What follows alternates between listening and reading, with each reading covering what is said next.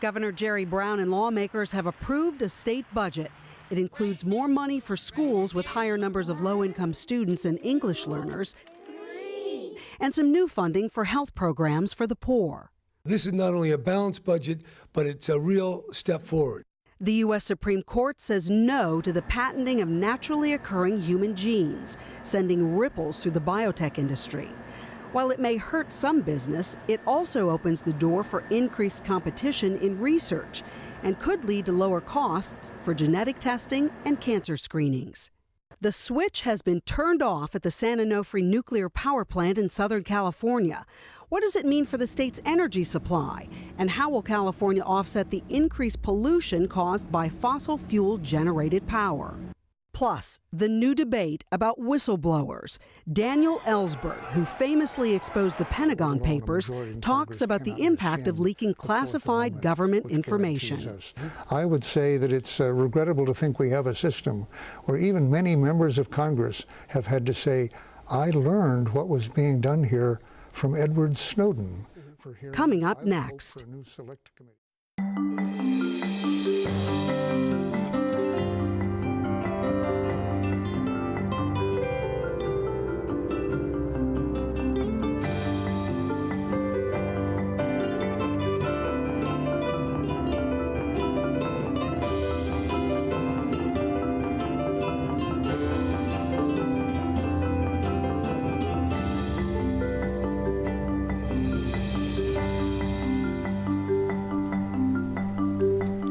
Good evening, I'm Dana King. Welcome to This Week in Northern California. Joining me tonight on our news panel are David Baker, San Francisco Chronicle energy reporter, and Lauren Sumner, KQED science reporter, and Dan Walters, Sacramento Bee columnist, joining us from the state capitol. They say the third time is a charm, and California's third on-time budget in 3 years is more than that. It comes with $1 billion surplus for a rainy day. But before passing out the champagne, that budget is based on revenue estimates, which are notoriously hard to predict. Dan, thanks for joining us. Is this budget really balanced? Well, that's, as Bill Clinton said, under another set of circumstance, it depends on what your definition of balanced is. And by the way, it's only the second year in a row they've done on time. 2 years ago, they did it, and Jerry Brown vetoed it, and officially it was late. No, it all depends on what your definition of balanced is. It's balanced in the sense that the appropriations that are in the budget can be paid for. But the budget also ignores some big ticket items, some very big things that they simply aren't doing. For example, the state teachers retirement system says it needs $4.5 billion more a year to remain solvent. And the state should probably be putting another $1 billion a year into retiree health care because that unfunded liability is also growing. And if you did that, the budget would be unbalanced. So is it balanced? It's all in the eye of the beholder. So to get to this point, though, how did it happen? Was it just Jerry Brown's leadership? Was this put together based on his strengths? There's no bipartisanship on this. The Republicans didn't want this budget. Well, it's part of it. A big part of it is the governor. He did kind of crack down on spending when he came into office a couple of years ago. Democrats swallow hard, but they did swallow it. But the big thing is, frankly, is that the voters passed new taxes last year at the governor's behest, about $6 billion, maybe even $7 billion worth of new taxes that covered the gap between what the state had in revenue and what it was still spending even after spending cuts in earlier years. And basically it kind of cut the thing in half, and they balanced it out at about $96 billion a year.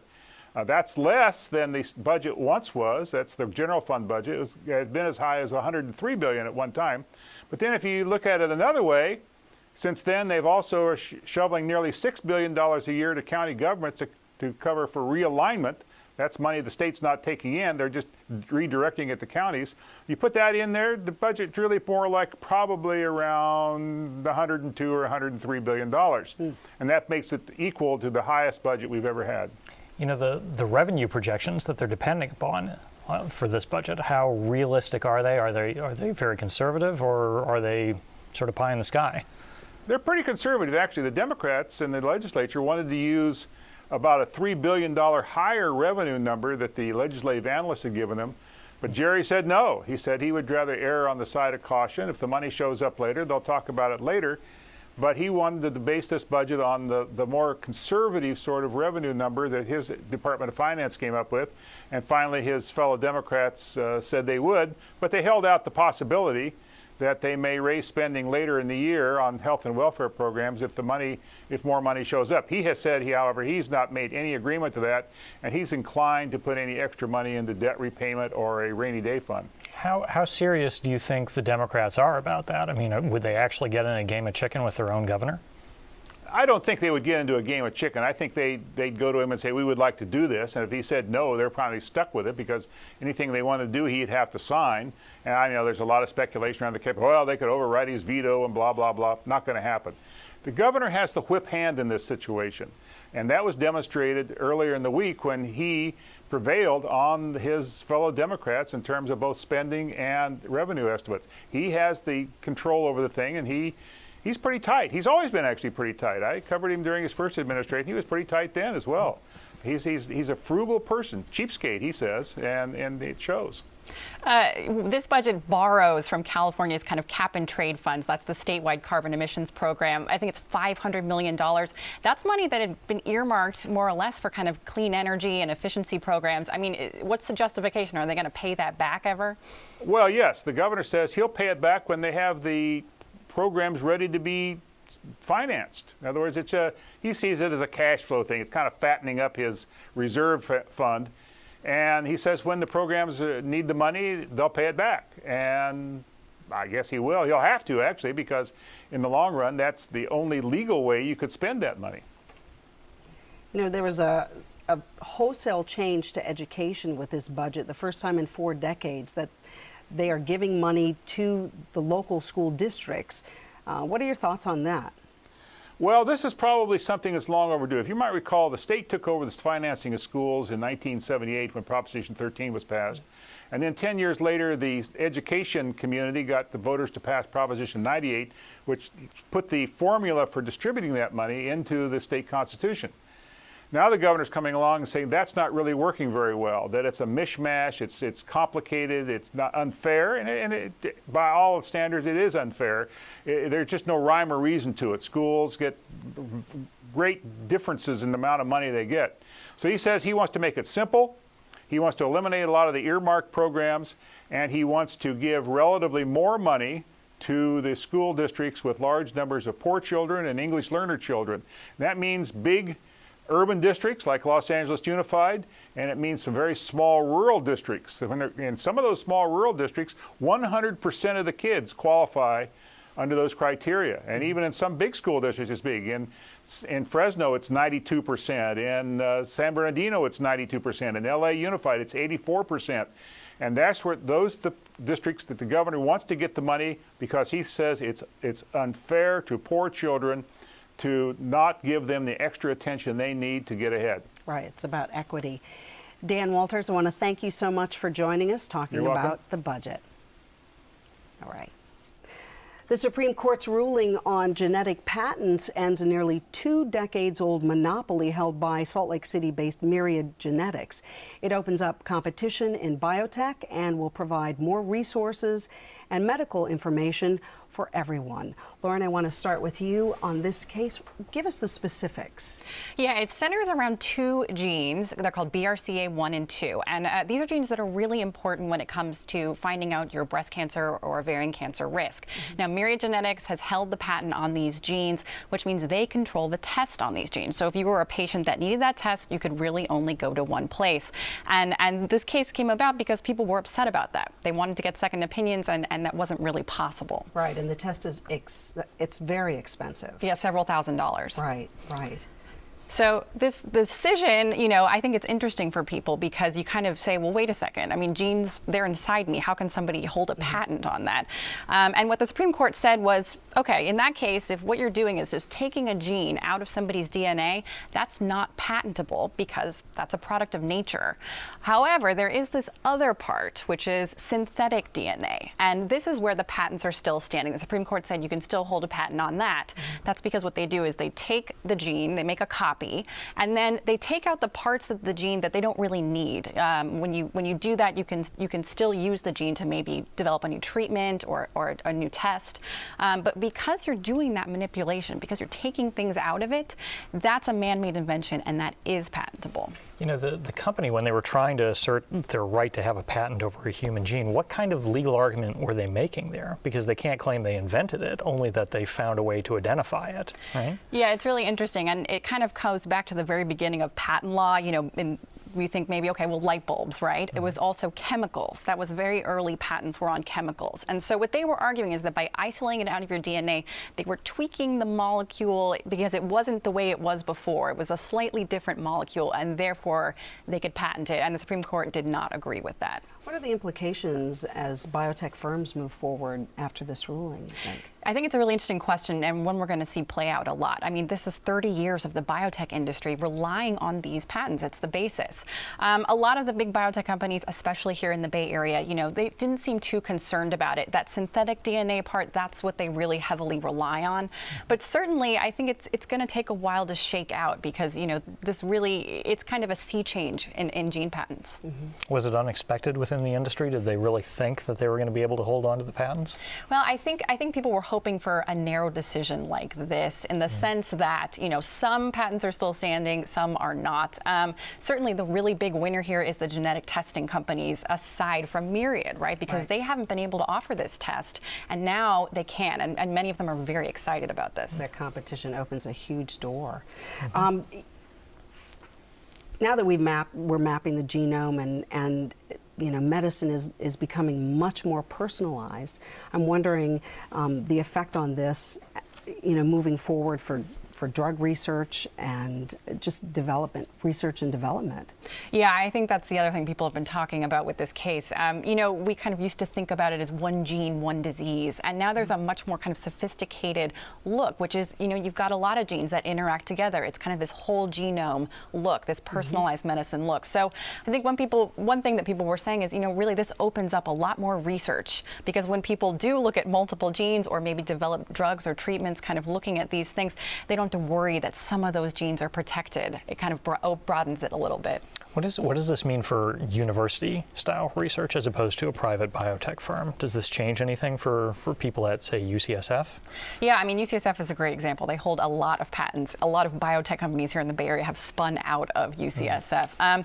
You know, some of the early patents were written just like the one Myriad had, which was, it was very broad. It was a blanket patent, and it gave that company, when they licensed it, a lot of power. Universities have been a lot more careful to say, well, we're not going to lock up this information with one company. When they've been licensing things, they've been doing it much more broadly with exceptions so other people can do it. So, you know, I think it does affect some patents, but I think universities have been kind of aware of this issue for a while. Certainly the big winners here are individuals. You know, It's absolutely true. I mean, because it's a several $1,000s test.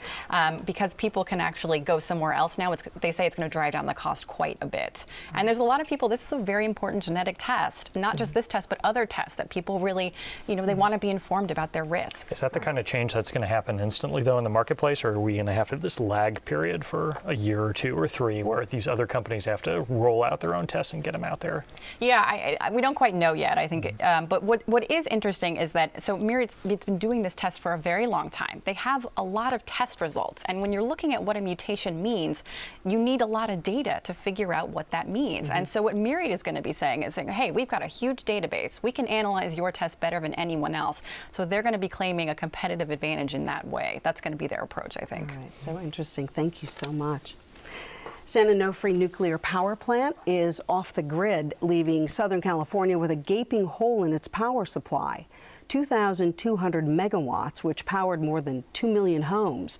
With summertime approaching, there is concern that the system will not be able to accommodate such a power deficit. You know, David, the decision to close this plant was fairly abrupt, even though it was shut down in January of 2012. It was. It's been a very contentious process for the company Southern California Edison that co-owns and operates the plant. It's been very contentious for them to try to come up with a plan to restart the plant and then convince the community and convince government regulators to let them do it. And that's essentially where things fell apart. It looked like in order to get permission to restart the plant, they were going to have to go through a series of public hearings, laying out exactly what they planned to do, how much it was going to cost, and all that kind of stuff. And they didn't really have a good idea whether or not they'd be able to restart at the end of it, or how long that whole process was going to take. Mm-hmm. In the meantime, every day it's closed, they're having to buy replacement power. And the license on this plant doesn't last that much longer. It expires, I think, in 2022. So calculating all these things together, they basically just said, okay, we're throwing in the towel. They had to find resources for energy in the meantime, and they did. They were able to fill that vacuum. But they've spent about $500 million in the last year just buying the replacement power. Right. Mm-hmm. So filling that vacuum now, summertime is approaching. There are some concerns that, yes, that we were able to work with it, but what does the future look like? I mean, that's the nice thing at this point, since we did get through one summer without the plant. Mm-hmm. They know it can be done. And they know roughly what they have to do. Now, if we have a really hot summer down in LA, that will change things. And if some of the power plants that they're relying on for the replacement power start running into problems, which does happen, that will change things too. It's going to be kind of a tight margin down there.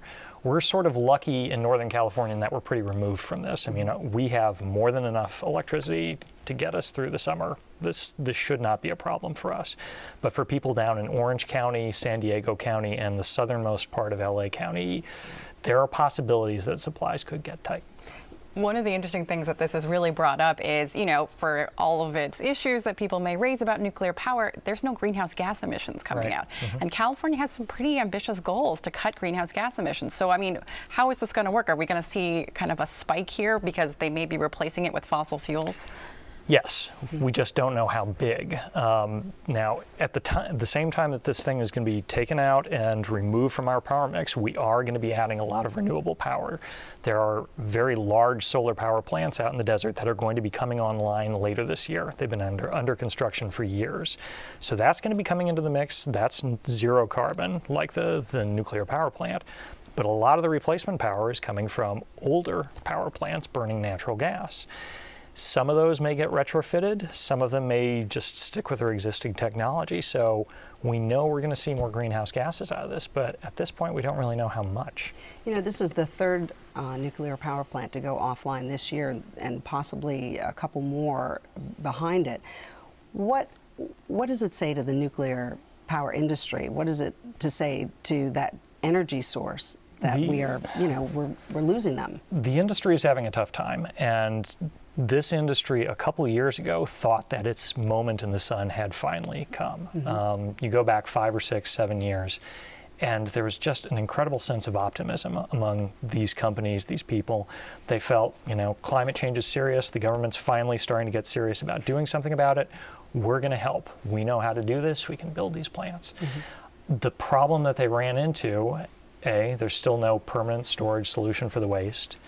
B, more importantly, the banks don't really want to lend money to these plants. Mm-hmm. The last round of construction, most of the plants came in way over budget and over time, and that's not something bankers like. Right. We've got this handful of plants that's moving forward now, but you look at the one that's farthest along, the Vogtle plant, where they're adding 2 reactors to an existing plant in Georgia. That project, if it stays on its budget, is $14 billion just to add 2 reactors to an existing plant. Really quickly, how long is it going to take to decommission this plant? We don't know yet. Okay. They have to actually present a detailed plan for exactly what they're going to do to take it offline for good. All right. Thank you very much. The recent leak by Edward Snowden of the National Security Agency's domestic surveillance programs has reignited a debate about the role of whistleblowers. Snowden has been compared to Daniel Ellsberg, known for his release of the Pentagon Papers during the Vietnam War. I spoke with Ellsberg earlier today about why he thinks the NSA leak is the most important in history. Mr. Daniel Ellsberg, thank you so much for joining us. I'm happy to be here. Appreciate it. Now, you have said that the Snowden release is the most important release of information in America, even overriding the release of the Pentagon Papers. And There are those, though, that say that Edward Snowden is a traitor. And I'm wondering, why do you think his actions are justified? Well, I think he did a great benefit to this country by letting us know what the National Security Agency, the NSA, is doing for the president under both administrations, namely intervening in the privacy of every communication of every American who has an electronic device. And today that's 7-year-olds and 95-year-olds. It's just about everybody. It's very hard to imagine a democracy really surviving long with the government having that kind of ability to blackmail any given person. But this ability has been given the thumbs up by 2 presidents, as you say, by the houses of Congress. Yes, I would say it was an impeachable offense under George W. Bush, and it's an impeachable offense under Barack Obama. That isn't to say that either of them were likely to be impeached, but the fact is, the president cannot repeal an amendment of Congress, an amendment of the Constitution.